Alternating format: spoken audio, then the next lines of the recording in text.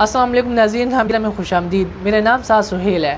ناظرین، ملک میں جہاں سیاسی اتار چڑھاؤ میں کرونا وائرس کی وبا اپنے عروج پر ہے، وہیں پر سیاسی مخالفین پر ایک دوسرے پر بیجا تنقید کا سلسلہ بھی جاری ہے۔ گزشتہ روز علی امین خان گنڈاپور کی شادو میں اپنی سیاسی مخالفین کو شدید تنقید کا نشانہ بنایا اور اس کے جوابی بار میں PPP کے صوبائی جنرل سیکرٹری فیصل کریم کنڈی نے ایک ویڈیو پیغام میں ان پر جوابی وار کیا اور گزشتہ روز مولانا لطف الرحمان صاحب نے بھی ایک ہنگامی پریس کانفرنس بلائی۔ اسی حوالے سے پیدا ہونے والی صورتحال پر آج ہمارے ساتھ ایک بار پھر موجود ہیں فضل الرحمان صاحب، سینئر تجزیہ کار ہیں اور بہت ہی اچھا بولتے ہیں۔ السلام علیکم سر۔ وعلیکم السلام ورحمۃ اللہ وبرکاتہ۔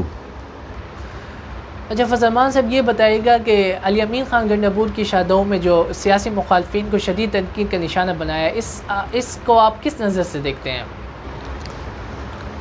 جی سعد بھائی، بہت شکریہ۔ ہم آج جو ہے نا ایک ہاٹ ٹاپک پہ بات کر رہے ہیں۔ آپ جانتے ہیں کہ علی امین خان گنڈاپور کا شادو میں جو جلسہ تھا اس نے ایک چینج پیدا کیا ہے۔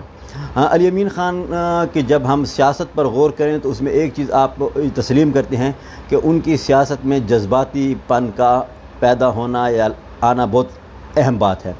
ان کی جذباتیت جو ہے، جس کی وجہ سے اکثر وہ جذباتی ہو کر ایسی باتیں کر جاتے ہیں جو اپوزیشن میں تو ان کو زیب دیتی تھیں، مگر حکومت میں آنے کے بعد ان کے لیے یہ باتیں درست نہیں ہیں۔ شادو جلسہ میں علی امین خان نے دو مختلف موضوعات پر باتیں کی۔ انہوں نے جہاں اپنے ترقیاتی کاموں کا ذکر کیا، اس سے ہم انکار نہیں کرتے۔ انہوں نے کہا کہ میں ڈی خان کی ترقی کے لیے کوشاں ہوں، ڈیرہ اسماعیل خان کی ترقی ہی میرا مشن ہے، اور ان کا یہ بھی کہنا تھا کہ میرے مخالفین نے ترقیاتی کام نہیں کیے جس کی وجہ سے عوام نے ان کو مسرت کیا، یہ ان کا دعویٰ تھا۔ علی امین خان نے اپنے ترقیاتی کام گنوائے کہ میں جب صوبائی وزیر تھا، CTM پہ تھا، اس کے باوجود میں نے پورے ضلع میں ترقیاتی کام کیے۔ اس بات کو سب لوگ تسلیم کرتے ہیں۔ PTI کا ووٹر جو ہے وہ بھی جذباتی ہے اور وہ جذباتی باتوں اور جذباتی تقریر سے خوش ہوتے ہیں، اور اکثر یہ بھی دیکھا گیا کہ وہ مخالفین پر اسی جذبات میں جب تنقید کرتے ہیں تو وہ عزت اور احترام کا دائرہ سے نکل جاتے ہیں۔ یہ ایک المیہ ہے ہماری پاکستان کی سیاست کا کہ ہمیں تنقید کرنی چاہیے مگر عزت اور احترام کو ہاتھ سے نہیں جانے دینا چاہیے۔ آج اقتدار ہے، کل اقتدار نہیں ہوگا۔ علی امین خان کی بہت ساری باتیں قابل تعریف ہیں، نوجوان ان کو ان کی اسی دبنگ لہجے کی وجہ سے پسند کرتے ہیں، مگر یہ دبنگ لہجہ اپوزیشن کی سیاست میں تو کارآمد ہوتا ہے، مگر آپ جب حکومت میں آ جاتے ہیں تو آپ پر ذمہ داریوں میں اضافہ ہو جاتا ہے۔ اس وقت آپ کو عوام کے ترقیاتی کاموں میں جذباتی ہونا ہوگا۔ آپ پروجیکٹ لانے میں جذباتی ہوں، آپ ڈی خان کی ترقی کے لیے جذباتی ہوں، وہ بہتر ہے، مگر آپ مخالفین پر جب تنقید کرنے میں جذباتی ہوتے ہیں تو اس سے ٹھیک ہے کہ آپ کا جو ووٹر ہے وہ خوش ہو جاتا ہے، وہ زندہ باد کے نعرے لگاتا ہے کہ ہمارے MNA نے، ہمارے MP نے، ہمارے وفاقی اور صوبائی وزیر نے مخالفین کو منہ توڑ جواب دیا، مگر یہ بات پائیدار نہیں ہوتی۔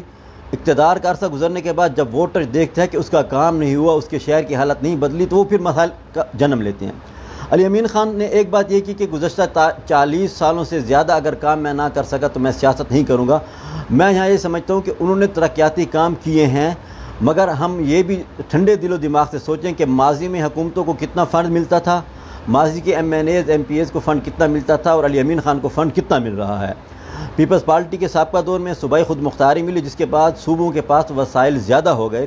جب صوبوں کے پاس فنڈ زیادہ آیا تو انہوں نے اپنے ممبران اسمبلی کو فنڈ زیادہ دیے۔ سابقہ دور میں PTI کی صوبائی حکومت تھی، فنڈ زیادہ ملے، ترقیاتی کام زیادہ ہوئے، مگر یہ بھی ایک حقیقت ہے جس کو فراموش نہیں کیا جا سکتا کہ PTI کے سابقہ دور میں زیادہ تر فنڈ علی امین خان کو اس وقت ملے جب عمران خان احتجاجی دھرنا دیے ہوئے تھے، جب وہ کنٹینر پر ٹھہرے ہوئے تھے۔ واقفان حال جانتے ہیں اور علی امین صاحب اس بات سے انکار نہیں کریں گے کہ صوبائی حکومت میں بھی ان کے مخالفین تھے۔ جب عمران خان صاحب اسٹیج پر ٹھہرے ہوتے تھے تو یہ علی امین خان اور عمران خان کی مرہون منت تھا کہ علی امین خان جو بھی فائل عمران خان صاحب کے سامنے رکھتے تھے وہ اسی وقت وزیر اعلیٰ کو اجازت دیتے تھے اور وہ ان کو فنڈ ریلیز کر دیتے تھے۔ تو کیا فیصل کریم خان کنڈی کا جوابی وار کو آپ درست مانتے ہیں جو انہوں نے ویڈیو پیغام میں جاری کیا ہے؟ جہاں تک بات ہے پیپلز پارٹی کے صوبائی جنرل سیکرٹری فیصل کریم کنڈی صاحب کی، تو ظاہر ہے وہ بھی سیاست کر رہے ہیں، اور جب علی امین خان صاحب نے ان کے بارے میں جس انداز سے بات کی ہے تو اس کا انداز سے انہوں نے جواب بھی دیا ہے۔ علی امین صاحب کا انداز تو انتہائی جارحانہ تھا، مگر فیصل کریم کنڈی صاحب کا انداز پھر بھی اتنا جارحانہ نہیں تھا، اور انہوں نے ایک دائرے میں بات کی ہے۔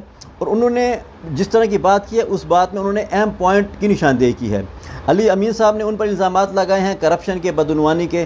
سابقہ 5 سالہ حکومت پی ٹی آئی کا صوبہ میں گزر چکا ہے، اب مرکز اور وفاق میں صوبائی حکومت ہے، تو علی امین صاحب کو چاہیے الزامات لگانے کی بجائے وہ خود نیب میں جائیں، فریق بنیں۔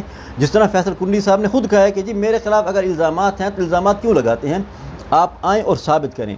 تو علی امین صاحب کو چاہیے کہ حکومت میں ہیں اور اگر ان لوگوں نے کرپشن کی ہے تو ان کے خلاف نیب میں خود فریق بن جائیں اور ان کے خلاف الزامات کو ثابت کریں۔ اچھا، گزشتہ روز جمعیت علماء اسلام کے رہنما مولانا لطف الرحمان صاحب نے بھی ایک ہنگامی پریس کانفرنس بلائی، تو اس حوالے سے آپ کا کیا رد عمل ہے، کیونکہ آپ بھی اس پریس کانفرنس میں موجود ہیں؟ کیا اہم فیصلے ہوئے اور کیا انہوں نے باتیں کی؟ مولانا لطف الرحمان صاحب کی جہاں تک بات ہے، آپ یہ دیکھیں کہ مولانا لطف الرحمان صاحب انتہائی دھیمے مزاج کے سیاستدان ہیں جو زبان سے کم اور عمل سے زیادہ کام لیتے ہیں۔ مولانا لطف الرحمان صاحب کی سیاست کو ہم نے قریب سے دیکھا ہے، وہ عملی کام کرتے ہیں اور ٹھہرنے والے انسان ہیں، جہاں ٹھہر جائیں وہ ٹھہرتے ہیں، ان کی سیاست میں پائیداری ہے۔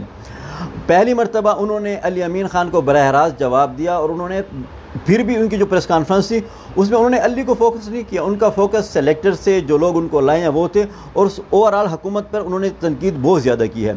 انہوں نے علی امین خان کی کردار کشی کے حوالے سے کوئی بات نہیں کی، انہوں نے عمران خان کی کردار کشی کے حوالے سے کوئی بات نہیں کی، انہوں نے صرف BRT کے منصوبے پر بات کیا کیونکہ وہ پارلیمانی لیڈر ہیں صوبائی اسمبلی میں JUI کے، اس حوالے سے بات کیا۔ انہوں نے ڈی خان کے مختلف مسائل کہا کہ جی یہ مسائل اس طرح ہیں کہ ایئرپورٹ چالو نہیں ہو رہا، ہاسپٹل میں ترقیاتی کام نہیں ہو رہے، ہاسپٹل جس طرح تھا اس سے اس کی حالت بدتر ہو گئی ہے، بورڈ کی زمین نہیں لی گئی، اور انہوں نے جو سب سے زیادہ پن پوائنٹ کیا ہے ایگریکلچر یونیورسٹی کی ایشو کو انہوں نے اٹھایا ہے کہ ہم نے وزیر اعظم میاں نواز شریف سے یہ زرعی یونیورسٹی ڈی خان کے لیے منظور کرائی، مگر اس زرعی یونیورسٹی کے لیے پہلے بھی صوبائی حکومت PTI کی تھی، علی امین صاحب صوبائی وزیر تھے، اب مرکز میں بھی علی امین صاحب کی حکومت ہے، مگر نہ ہی زرعی فیکلٹی کو علی امین صاحب کا منتقل ہوئے کامیاب کرانے میں، نہ ہی علی امین صاحب زرعی یونیورسٹی کو زمین دینے میں کامیاب ہوئے، نہ ہی زرعی یونیورسٹی کو فنڈ دینے میں کامیاب ہوئے۔ تو یہ اس طرح کی باتیں ہیں لطف الرحمان صاحب کی جو زمینی حقائق پر مبنی ہیں، اور علی امین صاحب کو اپنے مخالفین کے الزامات کو ٹھنڈے دل و دماغ سے سوچ کر ان کا مثبت رد عمل دینے کے لیے پازیٹیو ایکشن لینے ہوں گے، ان کو کام کرنے ہوں گے تاکہ علی امین صاحب کے کام زیادہ ہوں، وہ ان منصوبوں پر توجہ دیں تاکہ ان کا جو دعویٰ ہے کہ میں 40 سال سے زیادہ کام کروں گا وہ کام عملی شکل میں آئیں تاکہ لوگ پھر ان کو ووٹ دیں۔ بہت شکریہ۔ تو ناظرین، ڈیر اسماعیل خان کی سیاسی صورتحال کے حوالے سے آپ نے فضل الرحمان صاحب کی گفتگو سنی، ان کا تجزیہ سنا، امید ہے آپ کو پسند آیا ہوگا۔ نیکسٹ پروگرام کے لیے، نیکسٹ ٹاپک کے لیے اب تک کے لیے اجازت دیجیے۔ ساتھ سہیل کو السلام علیکم۔